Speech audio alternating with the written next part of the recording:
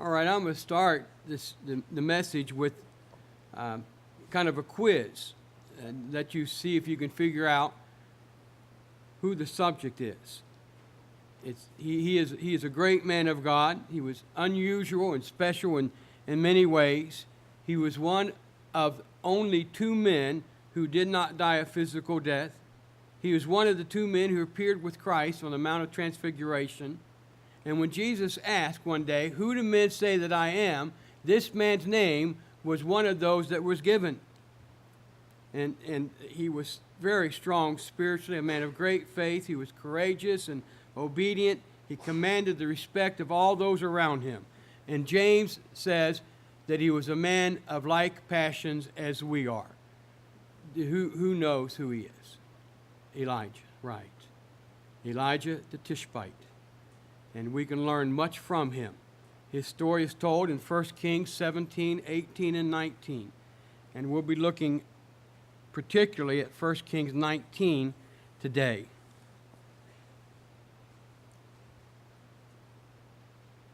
Elijah is the subject of the sermon, but the theme is failure. When it comes and why it comes. And it seems that if you're not really familiar, to pair Elijah with failure seems unusual, because he was a man of great faith and very strong spiritually, and he did so many miracles under God's guidance. And yet we learn from Elijah in these verses we're going to be looking at when and why failure comes. I want us to look over some of the verses to begin with and start looking at chapter 17. I'm just going to read some selected verses about Elijah. In 1 Kings 17, the Bible says in verse 1, 1 Kings 17,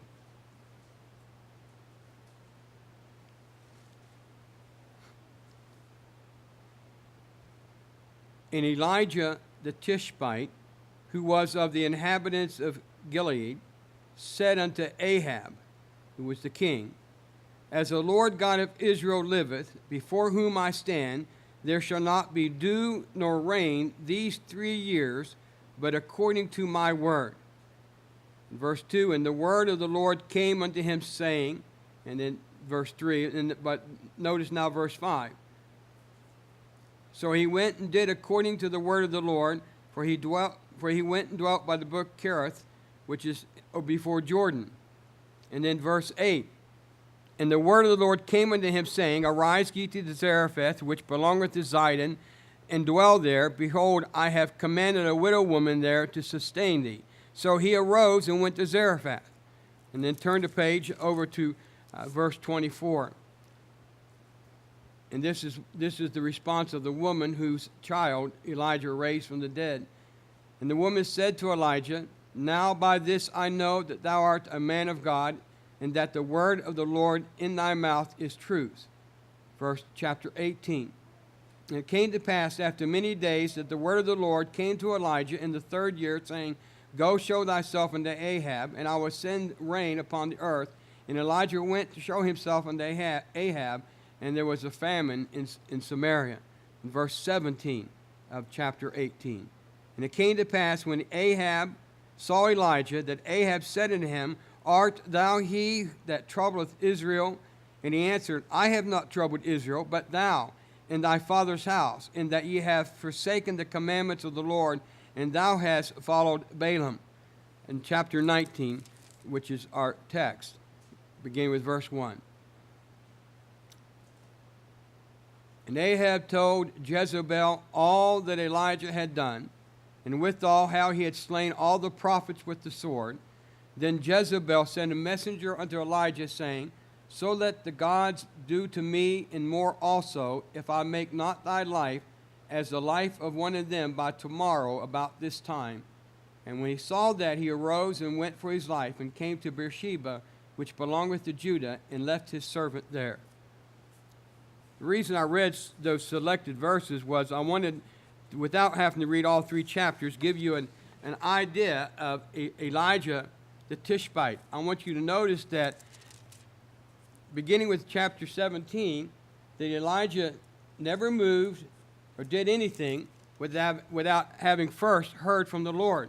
And when he heard from the Lord, he immediately obeyed. In chapter 17, it said, the word of the Lord, at verse 2, it said, the word of the Lord came to him saying, and telling him what to do. In verse 5, and so he went and did. He went and did what God had told him to do. He never moved. He never took a step. He never did anything unless he had first gone to the Lord about it. And when he heard from the Lord, he immediately obeyed all through his ministry. And for 3.5 years, there was no rain at the word of Elijah through God.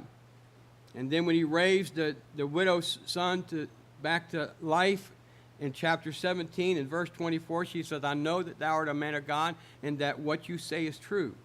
In chapter 18, he goes and he meets Ahab, King Ahab, the king of all Israel, and the king had the whole army, all during that drought of 3 years and 6 months, the king had the whole army looking for him. I mean, everybody was looking for Elijah, but God had hid him, and he would not be found. And then God said, okay, now it's time for you to go and confront Ahab. And so he did. He did as God had said. And Ahab said, and when Ahab saw Elijah, Ahab said to Elijah, are you the man that's troubling Israel? And Elijah said, no, it's not me. You're the one that's brought all this trouble on our nation because of your disobedience. And then in chapter 18, the confrontation of Elijah with the prophets of Baal on Mount Jezreel. And you can read about that and what an amazing day that was. And then chapter 19 is when he experiences his failure. And I want to start today by looking at when failure may come. Chapter 19, verse 1. It says here in chapter 19, verse 1, and Ahab told Jezebel all that Elijah had done, and withal how he had slain all the prophets with the sword. When Ahab got back from the experience on the mounts there, where the prophets of Baal had been defeated, and all they had done, and Ahab told Jezreel, he recited to Jezreel all that Elijah had done, how God had given Elijah such a great day of victory. It was a great day. Elijah confronted 450 prophets of Baal by himself. He challenged them. He told them, build an altar to your God. And you can read there how they built the altar and how big it was. Big enough for them to get up on top of it and start jumping around and calling out to their God. And their God did not answer. And Ahab and Elijah taunted them and said, well, maybe he's asleep. Maybe he's gone hunting. Maybe he's not at home. Maybe you need to yell louder. And they begin to cut themselves. The prophets of Baal begin to cut themselves. And remember now, there's a drought going on. 3 years and 6 months, no water. And Elijah, whenever they had given up, finally, they gave up. Elijah said, okay, now build me an altar. And he built it, and he dug a trench around it, and he filled the trench with water. Now, water was a very precious thing then, and he filled the trench with water. And he said, now the God that sends fire, that's the God. That's the real God. Their God did not. And Elijah prayed, and fire came down from heaven, and it lapped up all the water that was in the trench, all of it. And the people said, the Lord, He is God. The Lord, He is God. The people, then Elijah took the 450 prophets of Baal, and I take this to be literally true. 450 men. The 450 prophets that had been praying for fire to come down from heaven with nothing happening. Elijah took those 450 men down to the bottom of the mountain, and the Bible said he slew them there. And I believe literally that he killed all 450 of them, one at a time. That would take a lot of energy. And he did it. And I believe it's literally true that he did that. And then after he killed the 450 prophets of Baal, after having such a great day of victory, which is also sometimes a very dangerous day, because when people fail, often is after a great victory. Very often victory leads to pride, to self-sufficiency, and Elijah may have thought he had everything under control, and that's dangerous thinking. Never think you got it under control. The Bible warns us that that if when you think you stand, that's when you're most likely to fall.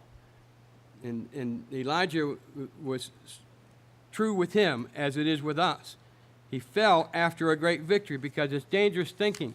When you start to take the glory for yourselves, God's aware of this tendency in us, and he gives us warning and exhortation in Proverbs 16:18. Pride cometh before destruction, and a haughty spirit before a fall. You know, when you're lifted up with pride, you're in a very precarious position because you're just ready for a fall. Because you stop looking around and you just come in on yourself. And the verse I mentioned before, 1 Corinthians 10:12, wherefore let him that thinketh he standeth take heed, lest he fall. I want us to notice, I won't read it, maybe you can read it sometime, chapter 18 and 19, the differences in Elijah from chapter 18 to chapter 19. In chapter 18, he is strong in faith and courageous. He faces King Ahab, begin with, and he tells King Ahab, now you're the man that's brought all this trouble on Israel. And then he faces down 450 prophets of Baal. He challenges them to the exhibition that was put on there on the mountain. And then he brought them all down to the bottom of the mountain and he killed them. He was very strong in faith and courageous in chapter 18. In chapter 19, he's running away. In chapter 19, it says he ran. He ran, verse 3, he ran for his life from one person. When he had faced down 450, in chapter 19, he's weak and afraid. In chapter 18, he confronts the prophets of Baal. In chapter 19, he runs from the threats of one woman. In chapter 18, he's on the mountaintop. In chapter 19, he's in the wilderness. In chapter 18, he's having victory. In chapter 19, he's experiencing failure. But failure has its purpose too.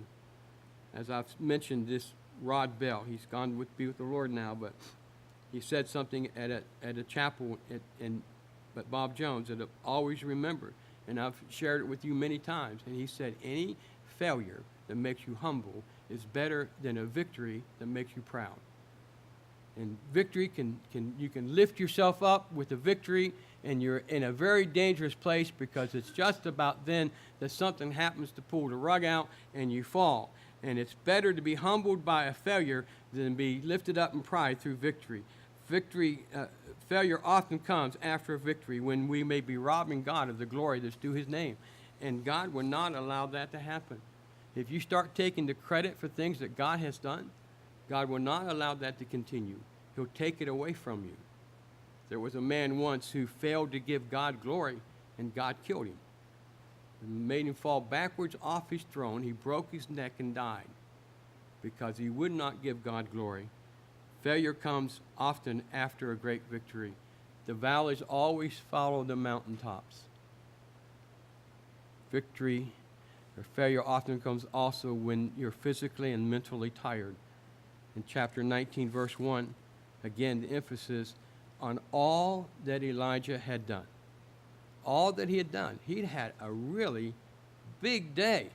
You know, a victory will wear you out. I've witnessed it in myself and among you sometimes at a high school game where when it's a good game and our team wins, it makes you tired. I mean, you lose your voice. And it's you know there's a lot of exhaustion in victory, and Elijah was overwrought. He had experienced a great victorious day and an exhausting day. There was the excitement of the contest. If you read chapter 18, it was from morning to evening. It went all day, this contest with the prophets of Baal.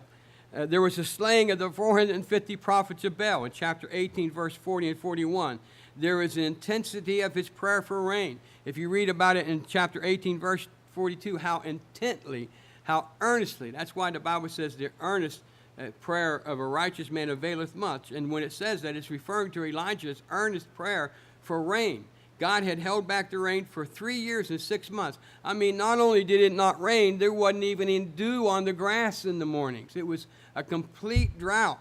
And then Elijah prays for the rain to come, and he sends his servant, and his servant comes back. He says, there's nothing. And he says, well, go look again. And the servant comes back, and he says, well, there's a cloud on the horizon about the size of my hand. And Elijah said, okay, get ready for the rain. Get ready for the rain because it's going to come. And I tell you, prayer can make you tired. It can wear you out. There's a lot of labor in prayer, the intensity of the prayer for rain. And then if you look at chapter 18, verse 46.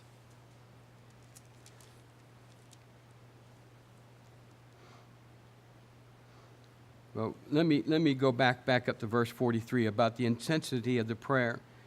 And it says in verse 43, and he said to his servant, "Go up now, look toward the sea." And he went up and looked and said, "There is nothing." And he said, "Go again 7 times.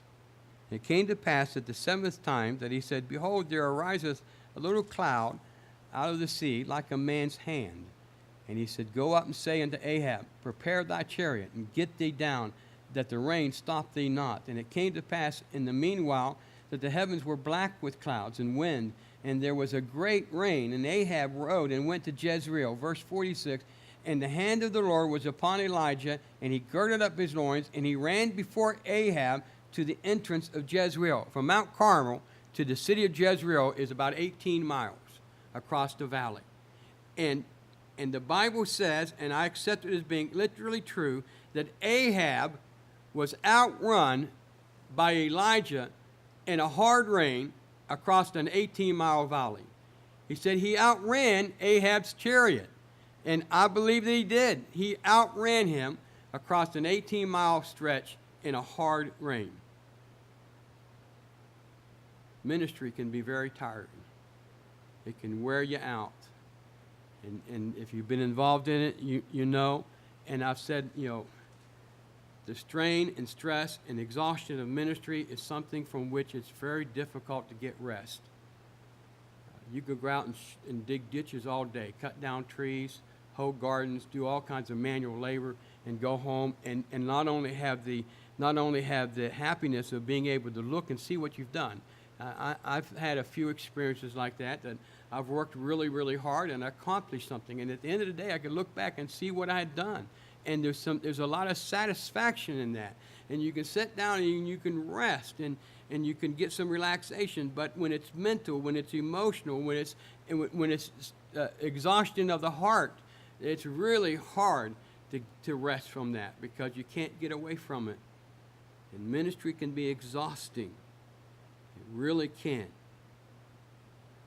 Elijah was in a state of physical, mental, and emotional exhaustion. He was probably caught off guard by the reception he received when he expected something much different. When Ahab came off the mountain, man, he was exuberant. He was just happy and had a lot of energy. And when he got back to Jezreel, the people had just said before, "The Lord, He is God." Elijah asked him, "How long halt you between 2 opinions? If God be God, then serve Him. If Baal is God, then serve him. But choose you this day whom you're going to serve." And when he got back to the city of Jezreel, I expect that he expected to have a hero's welcome. He had just had a wonderful, victorious day over the prophets of Baal. But when he got back to the city, instead of being received as a hero, he got a letter from the queen saying, "You're dead, man. You're as good as dead." And it wasn't what he expected. And in his human weakness, he reacted badly, and he ran away. He ran away. In chapter 19, it says he ran. This is a warning against making decisions when you're tired and in need of rest.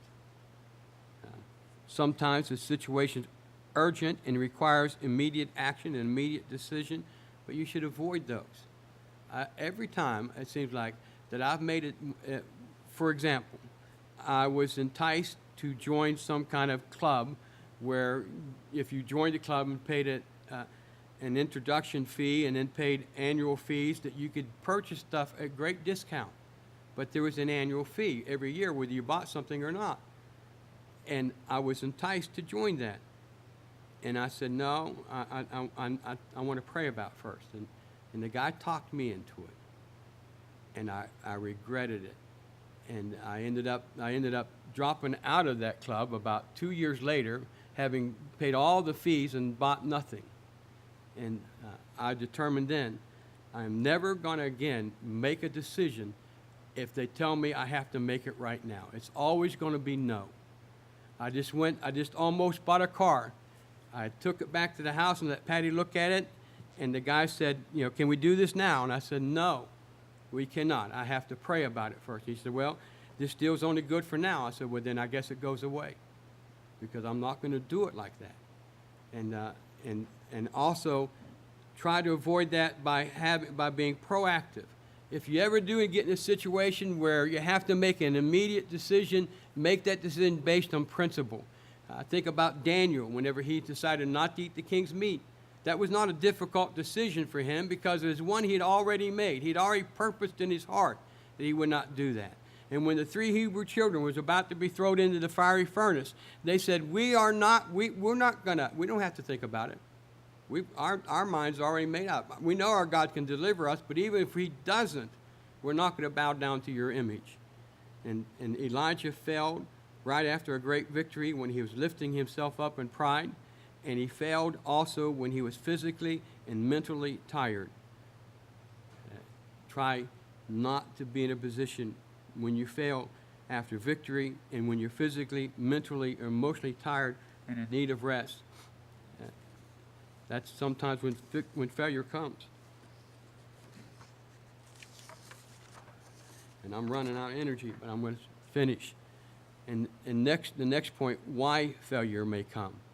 Again, in chapter 19, verses 1 and 2, Elijah told Jezebel all, and Ahab told Jezebel all that Elijah had done, and withal how he had slain all the prophets with the sword. Then Jezebel sent a messenger unto Elijah, saying, so let the gods do to me, and more also, if I make not thy life as the life of one of them by tomorrow about this time. Failure comes sometimes right after great victory, sometimes when you're physically, emotionally tired, and it may come as a result of strong opposition from the enemy. I believe that one reason Elijah fell was because of the strong and unexpected opposition of the enemy in the person of Queen Jezebel. And that even that name throughout the years has gone down. I don't know of anybody who has named their child Jezebel. I've heard of a few mules been named Jezebel. But never a person, because of the connotation that goes along with that name. Ahab was king, but Jezebel was the real power in the kingdom. She is the one who ordered the prophets of the Lord killed in chapter 18, verse 4. And the prophets of the grove ate at her table in chapter 18, verse 19. The woman's wrath knew no bounds, and she had swore by her gods and by her own life that Elijah would be in the same condition that the 450 prophets of Baal were. She said, by tomorrow at noon, you'll be as dead as they are. You can be sure that in your service for God, you're going to face opposition from the world, the flesh, and the devil, and those in his service, and that it will be strong. And he got back, and he was tired, he was exhausted, he expected a different reception, he did not get what he was expecting, and then he got this very strong opposition from a woman whom he knew to be very determined. She had already killed many, many, many prophets of the Lord, and he knew that she would do the same thing to him. The opposition was strong. Keep your place here and turn, if you would, to Ephesians chapter 6.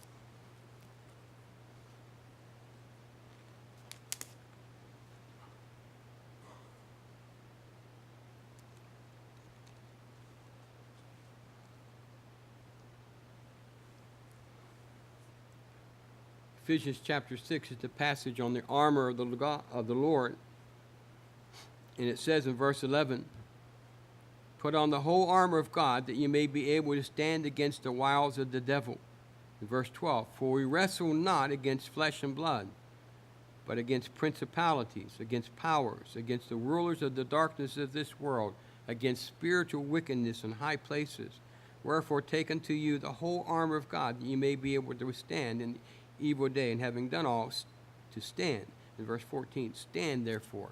3 times in 2 verses it tells us to stand, but it also tells us that we are to stand in the power of God and have the armor of the Lord, armor of God upon us. We are to stand, but we are to expect the opposition to be strong. We wrestle not against flesh and blood, but against principalities and powers, against spiritual wickedness in high places.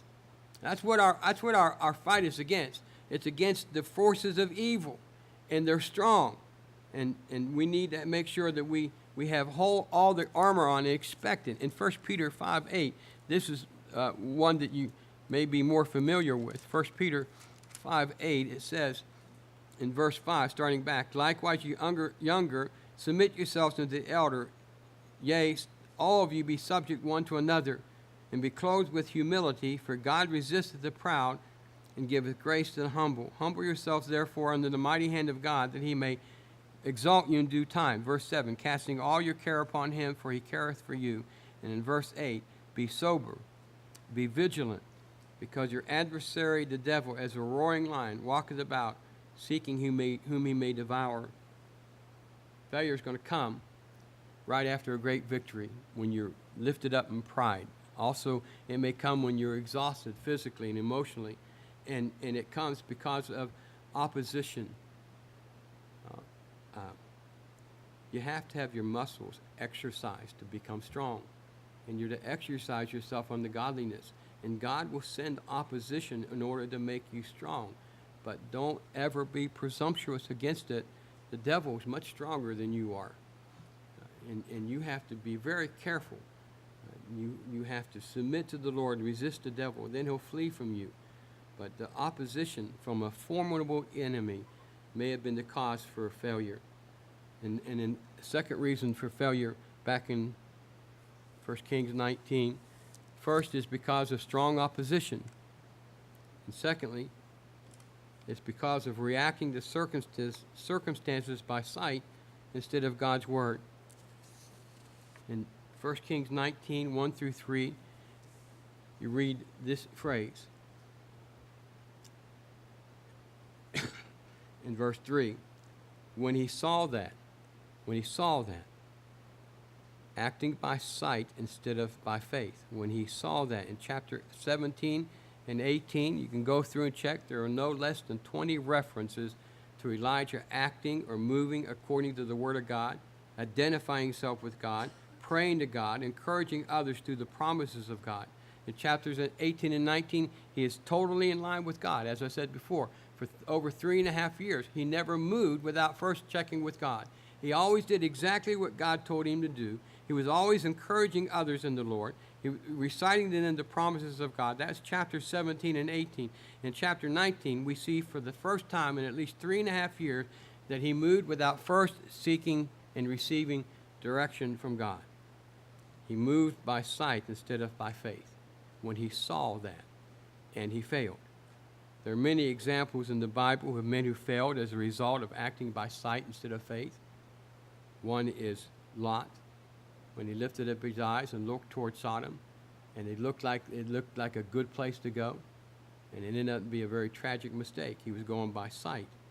Also, in Matthew chapter 14, I'll be mentioning this again tonight, but when Peter was walking on the water, when Jesus came to him and he said, "Be not afraid, it is I," and Peter said, "If it is you, Lord, bid me come to thee." And Jesus said, "Come." And Peter stepped out of the boat in the midst of a very great storm and began walking on the water toward Jesus. In verse 30 of chapter 14, it says, "But when he saw the wind boisterous, he was afraid, and beginning to sink, he cried, saying, Lord, save me."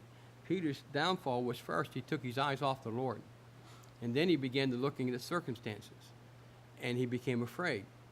And when he became afraid, his faith began to fail, and then he began to sink. And he saw the wind boisterous. He was looking at the circumstances instead of at the Lord that caused him to fall. We see a similarity between Elijah and Peter. For first came fear, then taking his eyes off the Lord, then looking around, then weakened faith, then failure.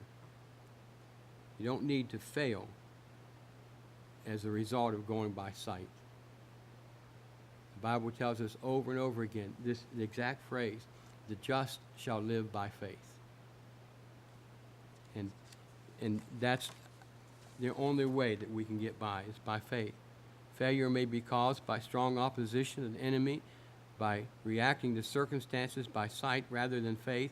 One more thing, because you become more concerned for yourself than for God. In chapter 19, verse 3, it says, "And when he saw that, he arose and went for his life. He went for his life. Before 450 prophets of Baal, he wasn't concerned about his own life. He was concerned about the testimony of God. And he stood before 450 men, one man before 450, and he wasn't afraid. But now he runs for his life because of the threats of this one woman. Fear of circumstances caused Elijah to lose his sense of priorities. He was now more concerned on protecting his own life than God's proven ability to protect and preserve him. If you look through those 3 chapters, you first read about how God provided for him through the drought and the famine at Cherith and at Zarephath. He'd forgotten how God had protected him while the king had everybody in the army looking for him. Now, in a moment of panic, he forgets everything and he runs away. God exhorts us many times in his word to not be afraid. Fear not. How many times do you read where God tells us, fear not? In Jeremiah 1:8, he told Jeremiah, be not afraid of their faces, for I am with thee to deliver thee, saith the Lord. Do not be afraid. Fear not. He tells us we don't have to be afraid. God does not want you to be defeated through fear. You never have to be afraid to obey. It doesn't matter what God is telling you to do. Never be afraid to obey. He has promised never to leave you nor forsake you. He gives you that promise, and he will always fulfill. The Old Testament is given for our example and warning that we may learn from it. And since people are the same in all ages, we can apply what we learn to our own lives. In this narrative, in this historical narrative, we learn the lesson of the danger of self-trust and the nearness of opposite emotions even in the greatest of God's servants. I want to give you some examples about people who failed in their areas of strength. In their areas of strength. And if these great men of God failed in their area of strength, then how dangerous is it for us to venture in areas of weakness? Abraham. You may know that Abraham was referred to as the father of our faith. He's referred to as the father of our faith. Yet 2 times Abraham's faith failed, and he lied about his wife. He said, she's my sister, because he was afraid. The father of our faith. Moses, who is referred to as the meekest of all men, was not allowed to enter the promised land because he lost his temper and struck the rock a second time. A man who is referred to as the most meek man on earth had himself under control all the time. And yet, when the people murmured at the rock, he struck it the second time. And because of that disobedience, he was not allowed to enter the promised land. James and John, who's called the apostle of love. And yet it was James and John who wanted to call down fire from heaven and destroy a whole Samaritan village because they would not receive the Lord. He wanted to kill everyone in that village for their disobedience. And Elijah, he was known for boldness and courage, yet he lost his courage and he ran for his life here. If they and we are subject to failures in areas of strength, what about our weaknesses? Sometimes you may be asked to identify your strengths and your weaknesses. That's hard to do. Because as Rusty said this morning,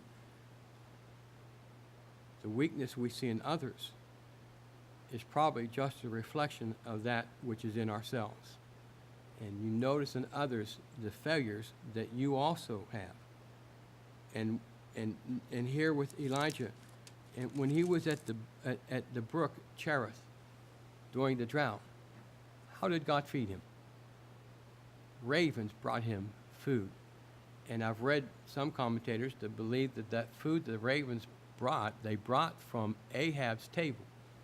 That they came in and took the food off of his table and delivered it to Elijah there by the brook. And that brook never dried up. That was the only one. When he was at Zarephath, he sent a widow woman to provide for him. And yet in chapter 19, when he is most discouraged, when he's running away, and he sits down underneath the juniper tree and says, Lord, just kill me. Just go ahead and kill me. I'm the only one. First of all, God rebuked him and said, you're not the only one. But then, I want you to notice in chapter 19, I'll begin reading with verse 4. But he himself went a day's journey into the wilderness and came and sat down under a juniper tree. And he requested for himself that he might die and said, It is enough now, O Lord. Take away my life, for I am not better than my fathers. And as he lay and slept under a juniper tree, behold, there came an angel, touched him, and said unto him, Arise and eat. And he looked, and behold, there was a cake baken on the coals, and a cruse of water at his head. And he did eat and drink, and laid him down again. In verse 7, and the angel of the Lord came again the second time, and touched him, and said, Arise and eat, because the journey is too great for thee. Something I want you to see here in verse 7. And the angel of the Lord, that phrase, notice the word Lord is in all caps.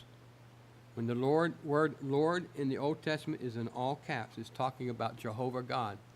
And when it says the angel of the Lord, that's an indication of what's called a Christophany, a pre-incarnate appearance of Christ. Christ appeared in the Old Testament before he was born in the flesh. You know, he did not just come into being in Bethlehem. He's always been. He was in the Old Testament. He's been with God the Father throughout all eternity. And when he appears in human flesh, before his incarnation, before his birth, it's called a Christophany, and it happened here, right here for Elijah. When Elijah was by the brook, God sent ravens to feed him. When Elijah was in Zarephath, God sent a widow woman to feed him.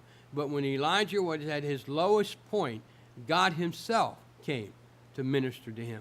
It says in verse 7, and the angel of the Lord came again the second time and touched him and said, Arise and eat, because the journey is too great for thee. God knows how much you can take. And he'll come to you and minister to you.